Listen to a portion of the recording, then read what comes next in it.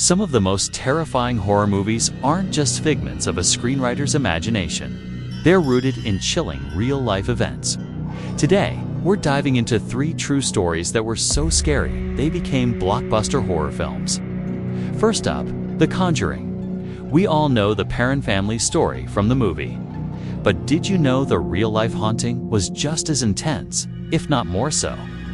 In 1971, the Perron family moved into a farmhouse in Harrisville, Rhode Island. Almost immediately, strange things began to happen. Doors would slam, beds would levitate, and ghostly apparitions would appear. The family reported smelling rotting flesh and seeing a malevolent spirit they called Bathsheba Sherman, a woman who had lived on the property in the 19th century and was rumored to be a Satanist. The famous paranormal investigators Ed and Lorraine Warren were called in to help. And their experiences with the Perron family became one of their most famous cases.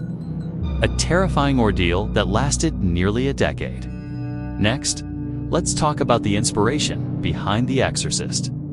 While the movie is a work of fiction, it's based on the real-life 1949 exorcism of a boy known by the pseudonym Roland Doe.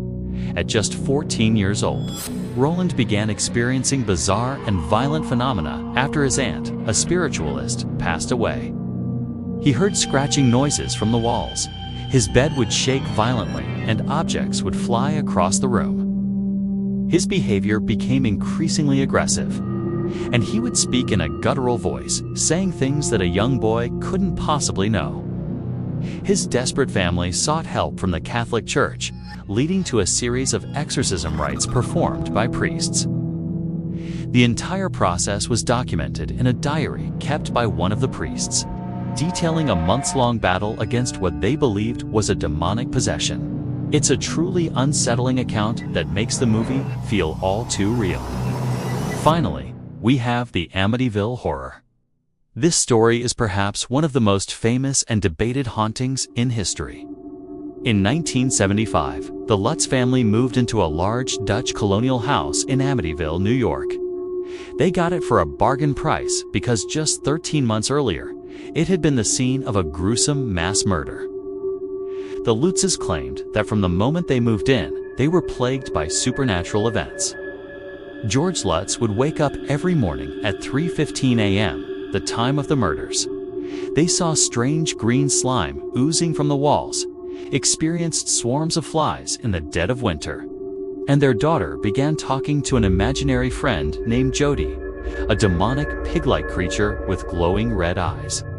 The terror escalated so quickly that the family fled the house after only 28 days, leaving all their possessions behind. Whether it was a hoax or a genuine haunting, the story of their 28 days of terror has fascinated and frightened people for decades. These stories remind us that sometimes the most horrifying tales are the ones that actually happened. What do you think? Are there other true stories that scare you more? Let me know in the comments.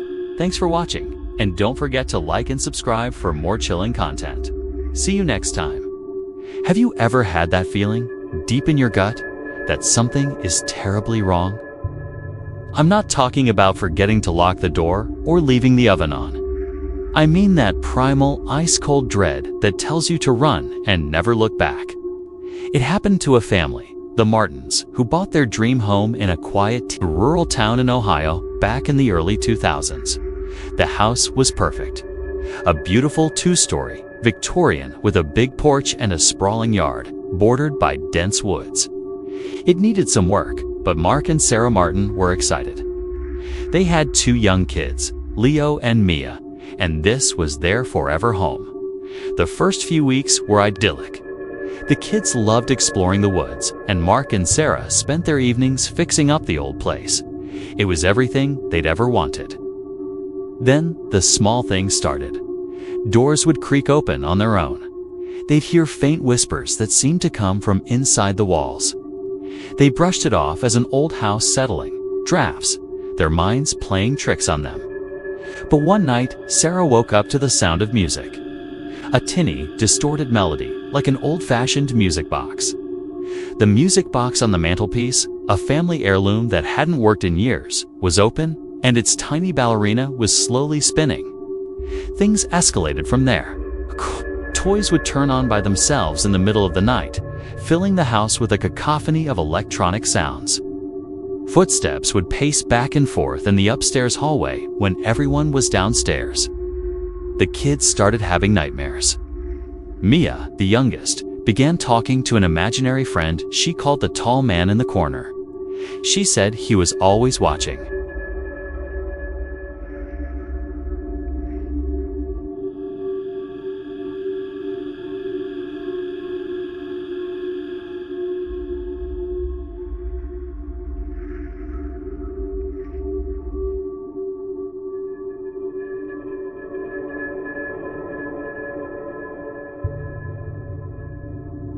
He was reviewing the footage from the living room camera.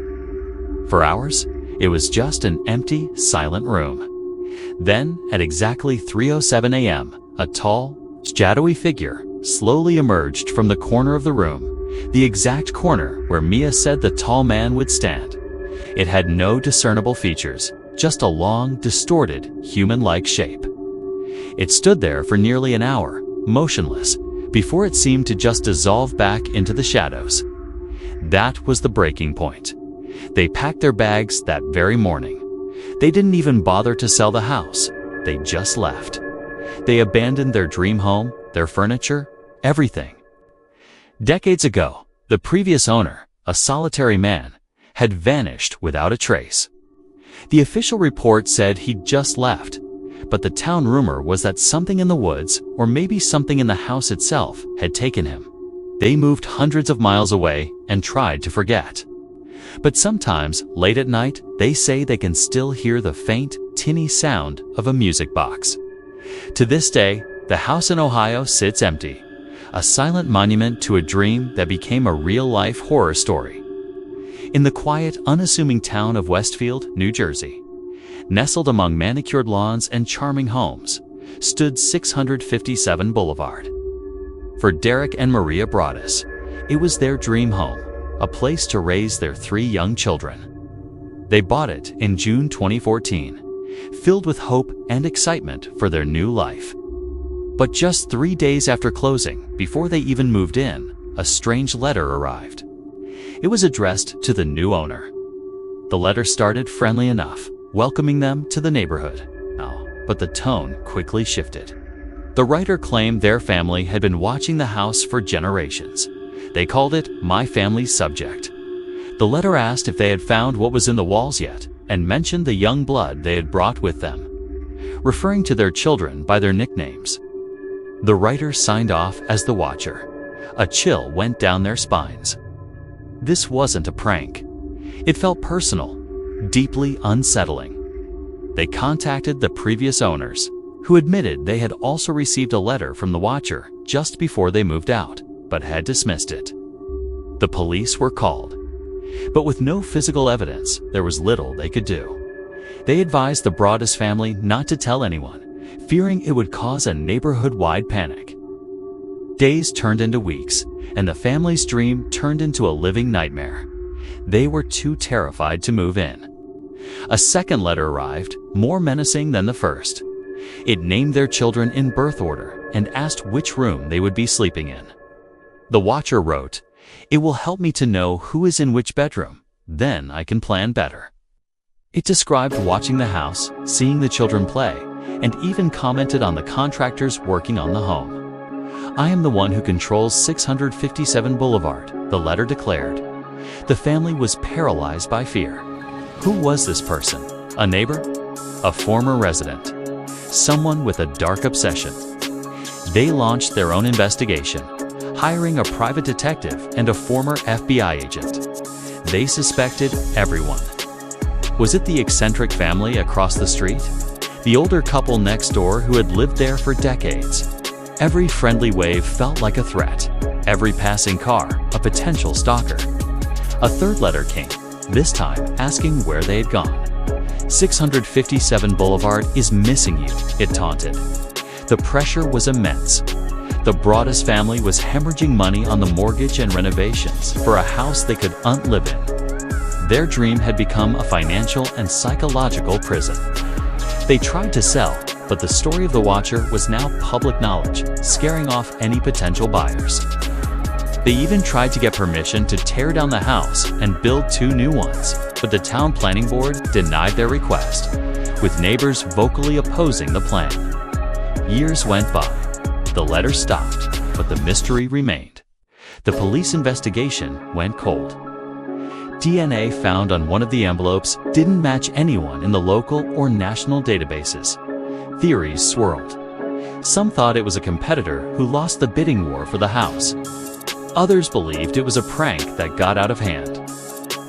Some even accused the Broaddus family of fabricating the story to get out of a bad investment.